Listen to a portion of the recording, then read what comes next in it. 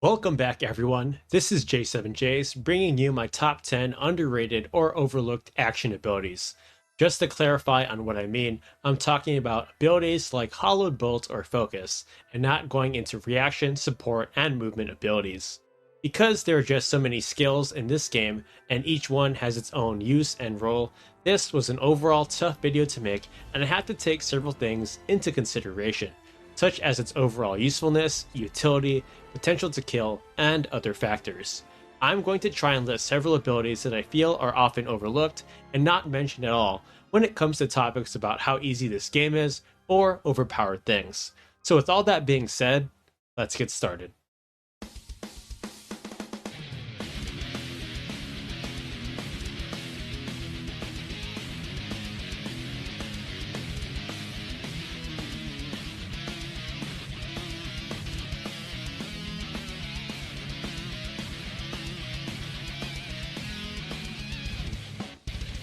To start the video off at number 10 is Infernal Strike. While the special Night Sword skill abilities like Hollowed Bolt get mentioned often and are incredibly strong, I feel this ability in particular doesn't get talked about enough. Even though it can't kill enemies, the ability to render enemy magic users obsolete is useful. It's also instant, ranged, and it not only consumes your opponent's MP, but it also restores your MP as well, which is fantastic for mana shield users.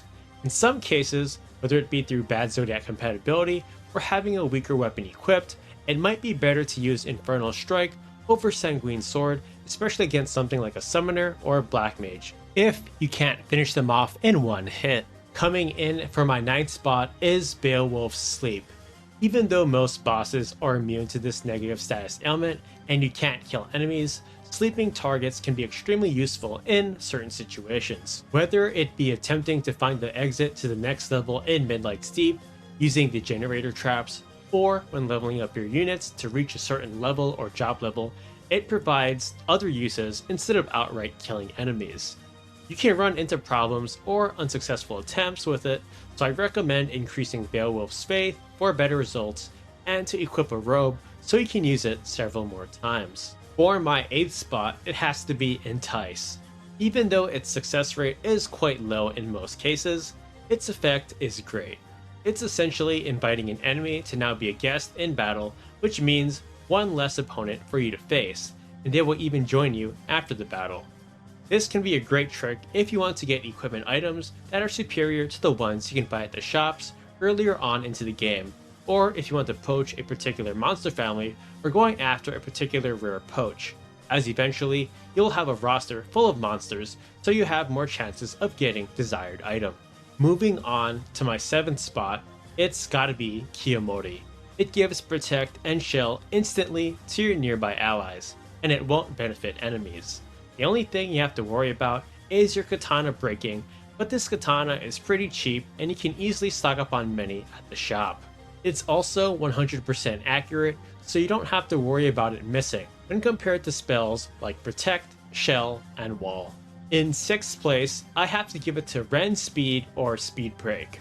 Speed is arguably the best stat in the game, and even taking a few points off of an enemy is a game changer in battle. Just make sure to equip a weapon with high attack power and have high physical attack for better results. In nearly all situations, the enemy also won't be able to recover their speed stat, unless you use Ramza or Luso's Tailwind on them, which I highly don't recommend. In the 5th spot, I have to give it to Beowulf's Drain. It will take away 25% of a unit's max HP, and it will heal you. Just don't use it versus undead enemies. This ability is very similar to Sanguine Sword, although it's not nearly as good, because it has an MP cost, it can miss, and it's a fixed percentage, but it's still underrated in my opinion. It can be especially useful versus the Lucavi or a high HP target, not to mention I really like the way it sounds.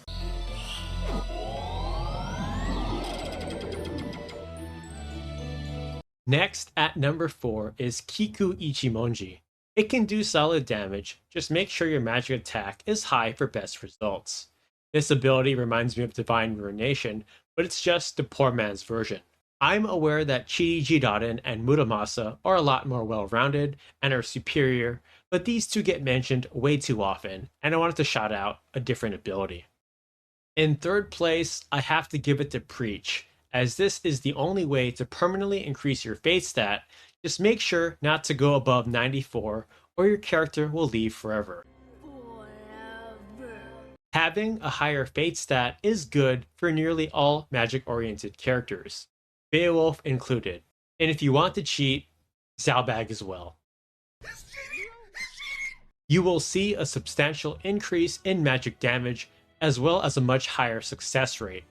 The only negatives are that magic will do a lot more damage to you, and you will be a lot more vulnerable to a lot of these spells.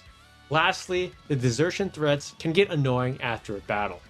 For best results when using this ability, make sure both characters have good or bad Zodiac compatibility and have higher MA. My second place might disappoint some people and be a little shocking, but to me, it's Phoenix Down.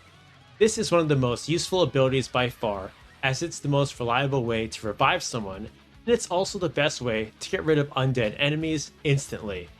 In a world where people constantly talk about the unique sword skills and mat skill, this ability to me is always forgotten. Last but not least, for the most underrated ability in Final Fantasy Tactics to me, is Enlighten, aka Solution. This is the only way to decrease faith in the game, and having a low fate stat can make desired character nearly impervious to all magic.